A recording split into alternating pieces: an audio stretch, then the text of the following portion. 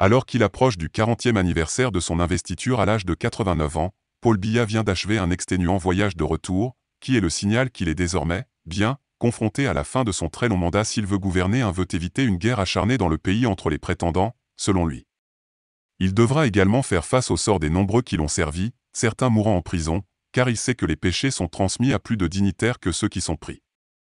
RFI, à l'approche du 50e anniversaire de la réunification, le chef de l'État camerounais a effectué une brève visite privée à Genève le 20 mai, qui a suscité peu de commentaires dans le pays mais a fait l'objet d'un traitement peu flatteur dans la presse suisse. C'est la coutume, dit Jean-Baptiste.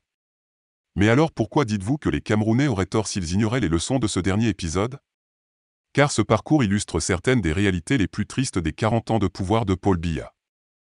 Ce voyage visait uniquement à remettre le président sur pied afin qu'il puisse garder sa forme lors du défilé commémorant ce qui était autrefois surnommé la Révolution pacifique du 20 mai. Les autorités ont non seulement tenté de ne pas expliquer l'information, mais ont aussi brouillé les pistes tandis que ses proches ont fait avaler à Paul Biya, 89 ans, près de 14 000 km en 5 jours. C'est donc la presse genevoise qui a pris soin de préciser la destination et de décrire avec ses propres mots les véritables motivations de ce voyage. Avec un résultat peu favorable au Cameroun et à son président, donc peu favorable à l'Afrique. Dans le monde d'aujourd'hui, si vous avez l'impression de tenir vos gens dans l'ignorance des faits, d'autres se chargent de les révéler, souvent sous un angle inconfortable. Le président était un peu fatigué, il est humain. Il avait besoin d'un peu de repos ou même d'un examen. C'est tellement plus facile.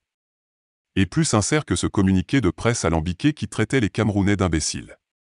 Qu'est-ce que la presse suisse a dit de si désobligeant à propos de ce voyage? Supposons sobrement qu'elle ait clairement annoncé que Paul Biya était en Suisse pour se faire soigner, soulignant qu'il pourrait s'agir du dernier de ses très nombreux déplacements à Genève. Pourquoi le dernier? Personne ne sait si ce pronostic définitif est basé sur une source médicale ou se réfère simplement aux 89 ans du président. La toute dernière chose est que Paul Biya est le plus ancien chef d'État en exercice au monde aujourd'hui. Oublions les classiques du train de vie outrageusement luxueux du couple présidentiel camerounais à Genève. Par contre, il faudra un jour qu'on nous explique pourquoi ce président aime tant la lointaine Suisse, 12 fois plus petite que son beau Cameroun et ses sites majestueux, ses richesses, ses compétences dans tous les domaines de la médecine. Et pourquoi cette fixation sur une Suisse qu'il aime de moins en moins ou peut-être uniquement à cause de son argent?